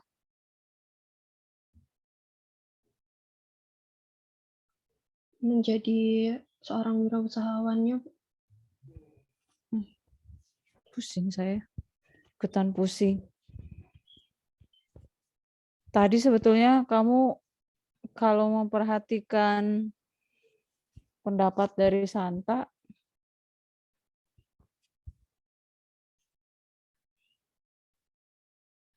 data yang kamu sajikan tadi data apa saja? Data pengaruh ini, Bu, pengaruh pembelajaran kewirausahaan terhadap minat berwirausaha. Data Disti, data tadi. Data persentase, Bu. Persentase pengangguran. Ya kalau misalnya data ya data pengangguran. Sesuai nggak jadi data penelitian kamu? Kamu kan tidak lagi membahas tentang ketenaga kerjaan. Tidak lagi membahas mencari obat dari pengangguran. Kenapa datanya data pengangguran?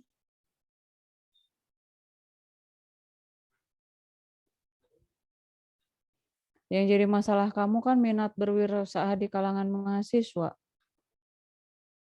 Jadi kamu harus menunjukkan data mengenai minat berwirausaha di kalangan mahasiswa, bukan data pengangguran. Yang menurut kamu obat dari meningkatkan minat berwirausahanya itu adalah dengan obatnya apa? Pembelajaran kewirausahaan ya. Ya, pembelajaran kewirausahaan. Jadi kamu datanya belum mendukung ya. Jadi Iya. datanya itu jangan data pengangguran. Kamu bukan sedang membahas masalah pengangguran. Pengangguran ketika Anda membahas tentang wirausaha, pengangguran itu sebagai apanya? Permasalahannya, Bu. Yes, astagfirullahaladzim. Kan tadi permasalahannya meminat berwirausaha.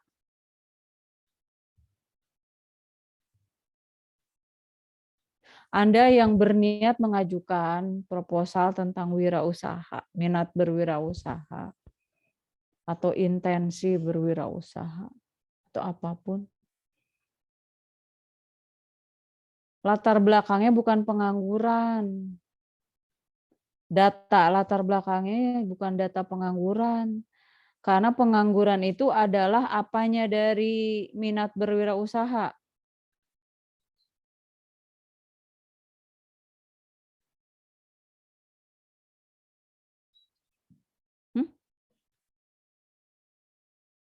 Anda paham gak sih yang saya maksud? Iya, Bu. Ya, terus saya tanya, pengangguran itu apanya dari kewirausahaan, dari minat berwirausaha? Nggak ada kaitannya, Bu. Ada. Cuma sebagai apa, Eza? Variabel moderasinya bukan? Bukan. Dampak kok susah banget sih? Kalau minat berwirausahanya rendah, yang ceritanya akan diobati dengan pembelajaran kewirausahaan, paham nggak? Pengangguran itu dampak dari rendahnya minat berwirausaha. Yang tadi kamu sampaikan, yang tadi disampaikan juga sama Santa, di kita baru hanya sekitar berapa persen dari jumlah penduduk. Padahal di negara maju itu sudah di 2 digit ya jumlah pengusahanya itu. Ya. Kalau di kita ingin menjadi pekerja, apalagi ingin menjadi PNS, sampai berani bayar.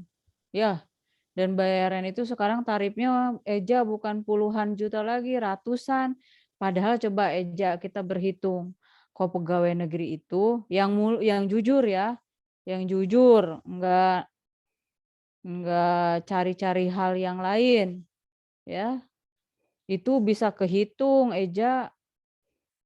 Pegawai negeri pada umumnya kan dilihat dari golongan. Misalkan dia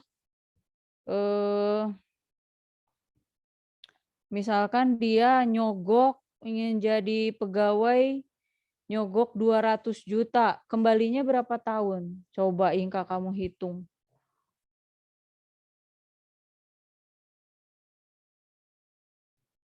Padahal untuk pendidikan aja udah mengeluarkan biaya kan yang Anda pelajari di ekonomi pendidikan. Ditambah lagi mau masuk kerja nyogok, misalnya 150 juta, 200 juta. Kapan atuh Anda impasnya? Ya, pegawai negeri kan paling top.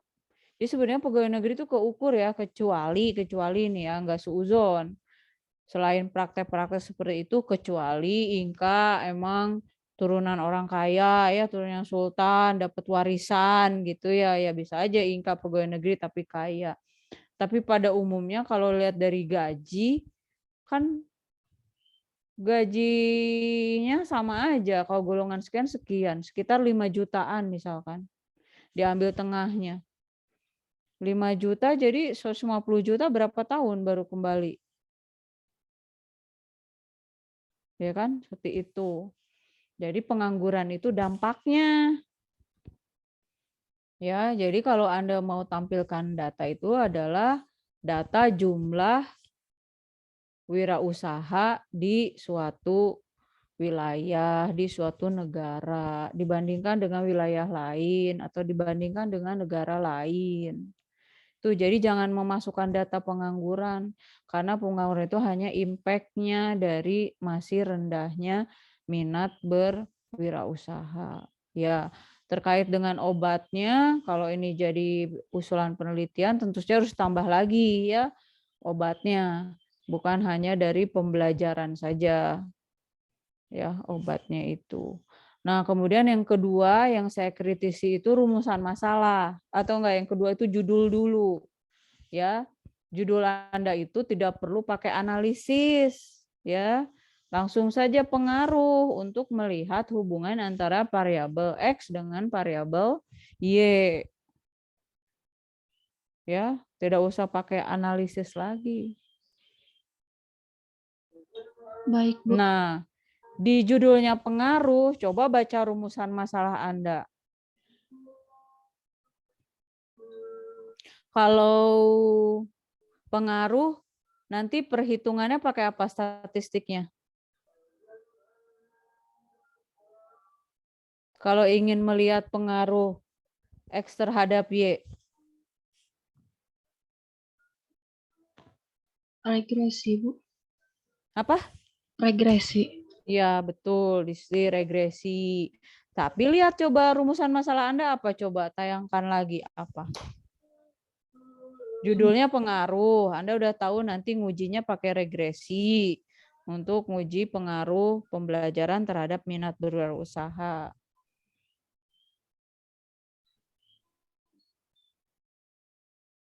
Sudah ada, Bu. Belum.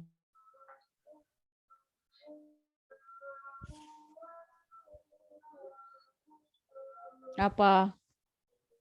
Apakah terdapat hubungan pembelajaran kewirausahaan terhadap minat berwirausaha? Katanya di judul pengaruh. Kalau di sini Hubungan.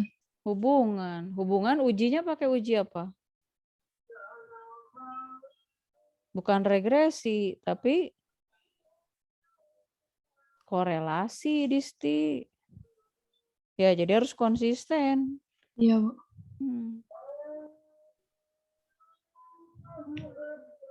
Antara judul dengan rumusan masalah.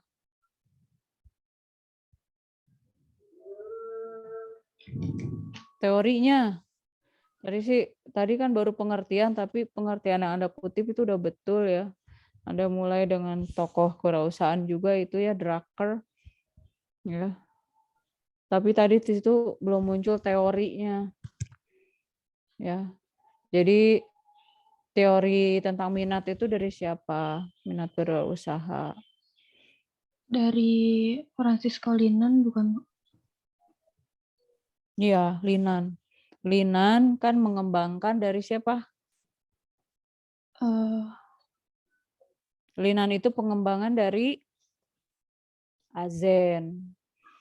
Nah, di Linan itu masuk variabel pembelajaran. Ya, di Linan, di Azen tidak masuk variabel pembelajaran. Ya. Jadi kalau Anda mau masukkan variabel pembelajaran, Anda pakainya Linan. Ya.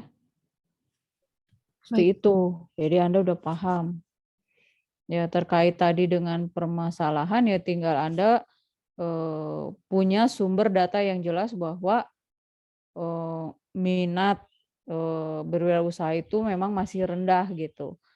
Walaupun tadi penjelasannya Santa bilang kalau minat sih kayaknya udah banyak yang berminat, tetapi keputusan untuk menjadi wirausahanya itu yang masih rendah, hanya sekedar minat saja.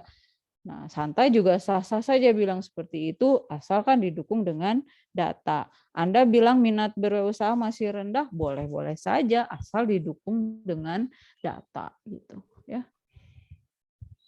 Baik, Bu. Terima kasih, Bu, atas masukan. Ya, jadi perbaiki judul, rumusan masalah, dan seterusnya ya. Baik, Bu. Kemudian tanpa sesi tanya jawab ya, silahkan Ilham Renal, Anda menyampaikan implikasi pendidikan daripada makalah Anda.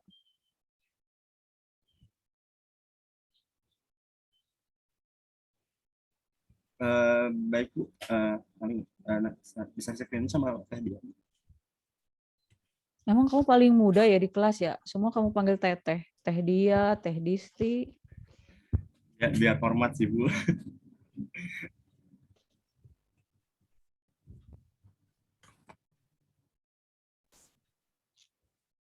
Hairil hari ini nggak ada suaranya, Farhan nggak ada suaranya, sibuk apa coba? Udah dia. Sebentar, Haris.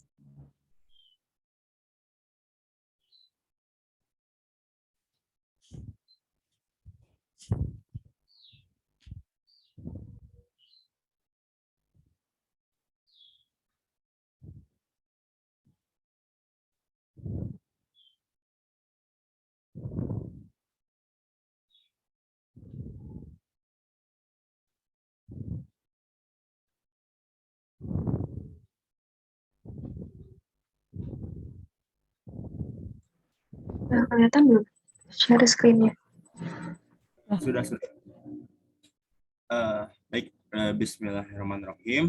Assalamualaikum warahmatullahi wabarakatuh. Waalaikumsalam. Baik, kan kemarin saya sudah mempresentasikan hasil dari makalah saya yang masalah gagal bayar pada lembaga asuransi. Hanya saja kata Ibu, saran dari Ibu dan kata Pak Disman juga bahwa saya tuh harus memperbaikinya gitu, harus menyesuaikan dengan jurusan kita, yaitu jurusan pendidikan ekonomi. Oleh karena itu saya memperbaiki beberapa hal pada makalah saya. Salah satunya adalah judul. Yang awalnya adalah judulnya analisis masalah gagal bayar pada lembaga asuransi menjadi pengaruh penyuluhan pada masyarakat terhadap tingkat pengetahuan masalah gagal bayar pada lembaga asuransi. Boleh slide selanjutnya. Bu, sebelumnya untuk hal yang sudah dibahas, apakah perlu dibahas lagi, Bu? Oh ya. Tidak, implikasi pendidikannya apa aja tadi yang penyuluhan itu? Ya. Pendahuluan.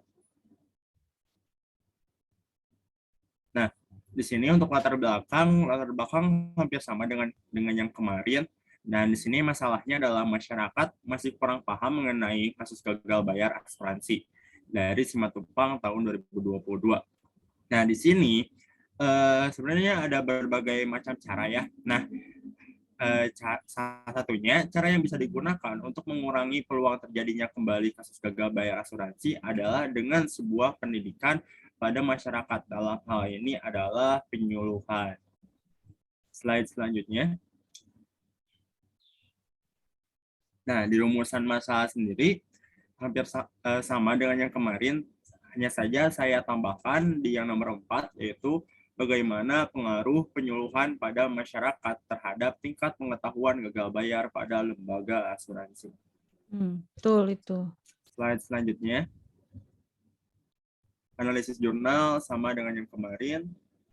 Slide selanjutnya. Ada nggak jurnal yang tentang pendidikannya? Ada Bu, tapi di pembahasan maksudnya. Nah, di sini pembahasan. Ini adalah pengertian gagal bayar yang kemarin sudah dijelaskan. Slide selanjutnya. Lalu ini adalah penyebab gagal bayar asuransi. Slide selanjutnya juga. Lalu dampak. Slide selanjutnya. Peran OJK.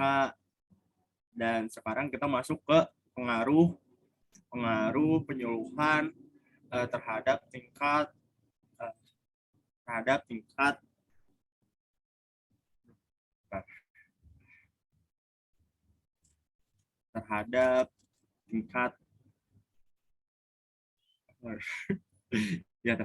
pendidikannya, tingkat pemahaman.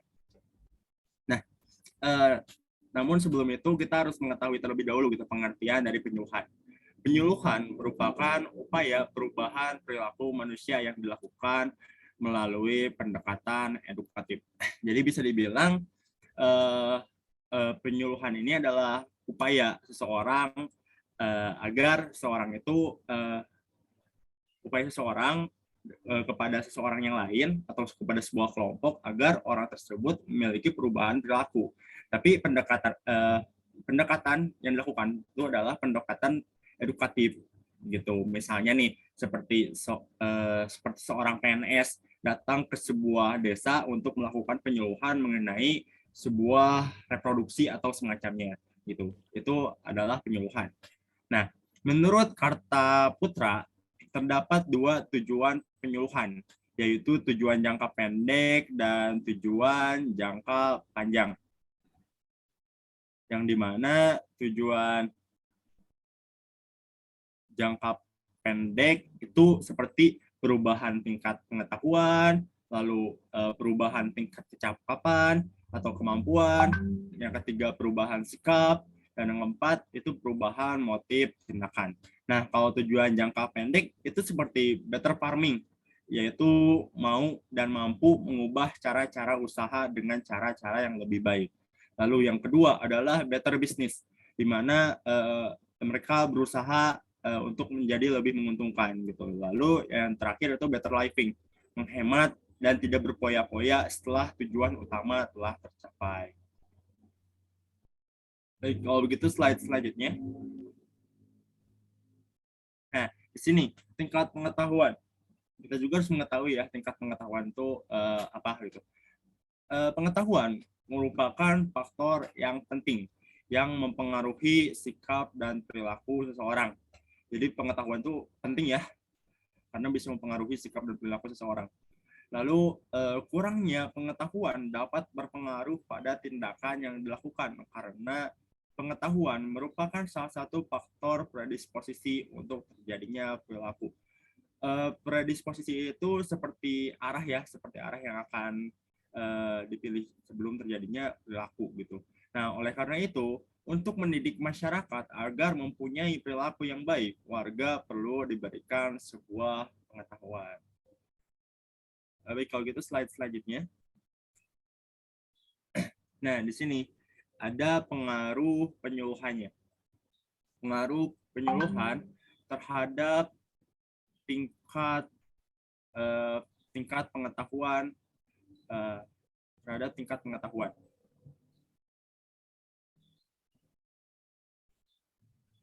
Menurut Renabi tahun 2012, penyuluhan berpengaruh terhadap tingkat pengetahuan karena terdapat peningkatan pengetahuan pada topik yang dibahas, yang dimana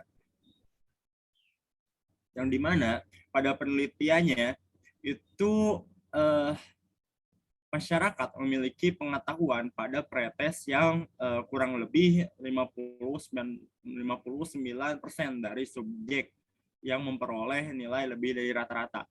Namun pada saat post-test didapatkan kurang lebih 70% dari subjek yang memperoleh nilai lebih dari rata-rata.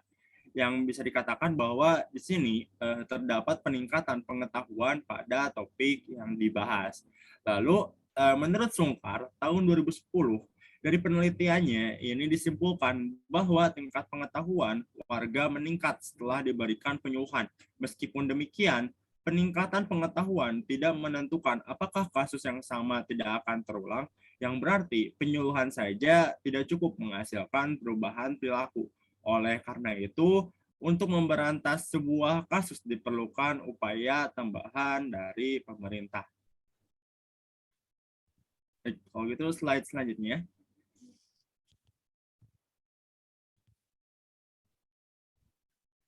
Nah, itu ya, kalau gitu sekarang ke penutup. Di sini kesimpulan. Kasus gagal bayar yang semakin banyak terjadi beberapa tahun belakangan ini menimbulkan kekecewaan dan ketidakpercayaan masyarakat terhadap lembaga asuransi. Selain berdampak pada berkurangnya tingkat kepercayaan, kasus gagal bayar ini juga memberikan efek negatif pada lembaga bank maupun bukan bank lainnya, sampai titik paling buruk adalah mereka akan kehilangan pengguna jasanya. OJK sebagai lembaga pengawas dan regulator terhadap lembaga jasa keuangan memiliki peran untuk mencegah dan memperbaiki permasalahan. OJK tentu harus menjalankan fungsinya mengatur dan melakukan pengawasan, serta berupaya sebaik mungkin untuk mencarikan solusi atas masalah salah satunya gagal bayar. Nah, solusi yang bisa diterapkan adalah dengan penyuluhan kepada masyarakat agar pengetahuan kepada mereka bisa bertambah. Hanya saja peningkatan pengetahuan tidak menentukan apakah kasus yang sama tidak akan terulang, yang berarti penyuluhan saja tidak cukup untuk menghasilkan perubahan perilaku. Oleh karena itu, untuk memberantas sebuah kasus diperlukan upaya tambahan dari pemerintah. Slide selanjutnya. Nah, di sini saya memberikan saran bahwa dalam upaya mencegah kasus gagal bayar, hendaknya OJK melakukan pemeriksaan kepada seluruh perusahaan BUMN, khususnya di bidang asuransi, terhadap kinerja dan tata kelola yang dilakukan, sehingga jika ada penyimpangan, maka akan diberikan sanksi yang tegas. OJK pun bisa melakukan penyuluhan kepada masyarakat yang dibarengi dengan pengawasan yang lebih ketat terhadap peluncuran produk baru dan pengawasan laporan keuangan agar penyuluhan semakin efektif dilaksanakan. Sekian dan terima kasih. Itu saja implikasi pendidikannya akan presentasi saya. Sekian dan terima kasih. Saya kembalikan kepada Ibu. Oke, jadi judul barunya apa? Penyuluhan ini, Bu. Penyuluhan. Belum disiapkan judul barunya. Pengaruh penyuluhan pada masyarakat terhadap tingkat pengetahuan masalah gagal bayar di lembaga asuransi.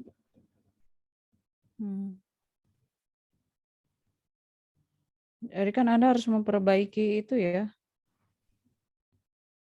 Jurnalnya juga ditambah ya, Renal. Iya, Bu. Judulnya belum diubah ya, Bu, di makalahnya. Iya, harus dirubah. Iya, lupa, Bu. Terus ditambah. Yang paling penting lagi ya ditambah ini kan. Tambah jurnal yang mendukung itu udah bagus. Jadi ya untuk pendidikannya itu ya. Penyuluhan tentang gagal bayarnya, bukan tentang gagal bayarnya. Karena itu rasanya nyesek. Saya waktu itu udah ceritakan ya. Saya termasuk korbannya. Ya. Saya termasuk korban dari gagal bayar. Ya. Padahal saya udah pilih asuransinya yang punya pemerintah, pikir tuh aman gitu. Kan rasanya nyesek dia sengaja asuransi dari anak saya masih TK, tiba-tiba tidak bisa diklaim pada saat waktunya klaim dia mau kuliah. Dan angkat tangan, pokoknya nggak bisa bayar aja. Ada aplikasinya, cobaan nggak jelas juga. Nggak tahu nggak tahu saya masih hidup atau enggak. Jadi urutan nerima pengembalian itu tahun 2000 berapa nggak jelas. Ya, padahal saya udah milih yang punya pemerintah, saya nggak nyangka juga sih. Ya kan, ya itu tadi itu persis yang materi kamu sampaikan. Ya. Jadi ya karena banyak campur tangan, banyak orang, banyak tangan. Jadi diinvestasikan, tadi ada ya poinnya ya. Jadi berselimut investasi gitu. Jadi uang Anda itu diinvestasikan lagi, cuma bukan pada bidang yang justru akan memperbesar usaha gitu. Ya, seperti itu. Oke, karena ini pertemuan terakhir, mudah-mudahan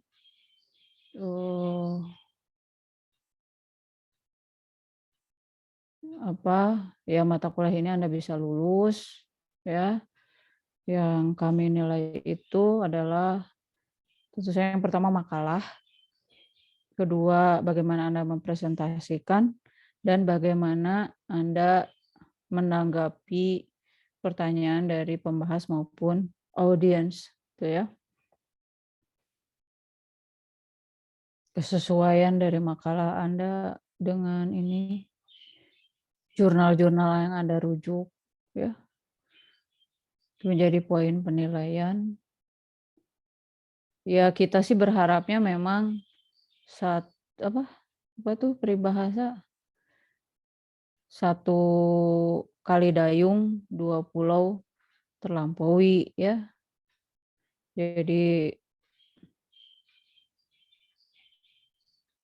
Anda yang berminat dengan tulisan Anda, baiki lagi tadi, tapi harus banyak diperbaiki. Cari lagi teorinya, ya, harus bisa bedakan antara konsep, antara teori, konsep, fakta, ya. Dipelajari lagi, banyak baca lagi, ya. Saya bukan marah ke Raihan, tapi ngasih masukan ke Raihan, ya. Karena nanti ditanya seperti itu. Nih yang ke depan, ini yang seminar berikutnya mungkin juga nanti pas seminar Anda, karena apa? Kita juga harus memperlihatkan siapa kita. Diawali dengan yang next seminar proposal itu melibatkan penguji dari luar, dari UNJ pengujinya. Jadi bukan lagi hanya dosen-dosen Anda lagi. Coba bayangkan. Kalau tadi ditanya masalahnya aja apa, obatnya apa, Anda masih kelimpungan. Ya, wah, belajar apa ini mahasiswa UPI? Ya, kita kan harus punya ini juga. Ya, Dava, diuji oleh penguji luar. Mungkin nanti bukan hanya UNJ, bukan dosen UNJ saja, mungkin yang punya kerjasama UNESA, ya, Surabaya, Malang, ya, Padang, ya, Bali, ya, kan banyak prodi pendidikan ekonomi, Makassar, ya, harus siap Anda. Yang pertama ini ke depan ini yang mungkin awal bulan Juni ini pengujinya dari luar, sehingga seperti sekarang ini hitung-hitung latihan, karena Anda harus mempresentasikan dulu apa penelitian Anda. Ya, jadi apa yang harus ditampilkan itulah masalahnya. Masalah itu didukung oleh data, kemudian obatnya apa. Nah, obatnya ini hubungan antara X dengan Y ini kata teori siapa? Nah, itu harus disiapkan. Ya. Baca dari sekarang, catat kemana, kalau masih akhir tuh biasanya kemana-mana bawa buku kecil, ada teori ini catat, teori ini catat. Tapi sekarang udah luring, ya. Nanti juga ujiannya luring, bukan daring lagi, ya, sama kita luring, mungkin sama dosen UNJ-nya yang daring, tapi dilakukan secara bersama, ya. Begitu ya, banyak lagi baca teori, mana sih yang definisi, mana itu saya suka gregetan, tapi it's okay. Yang sudah jalan skripsi aja teori di pengertian dibilang teori gitu, ya. Oke, segitu saja. Saya mohon maaf juga atas nama Profesor Disman MS jika dalam kami memberikan layanan dalam mata kuliah ini banyak kekurangan, ya, belum banyak bisa mengarahkan Anda. Jadi Anda yang mau follow up skripsi menjadi usulan proposal, silahkan Anda berkonsultasi selanjutnya dengan PA Anda, ya, karena memang sudah jadi tugas PA untuk membimbing proposal, ya. Oke, kalau tidak ada pertanyaan, ini pertemuan terakhir kita dalam mata kuliah ini. Kebetulan juga Kamis depan itu libur, ya. Jadi kita terakhir hari ini, ya.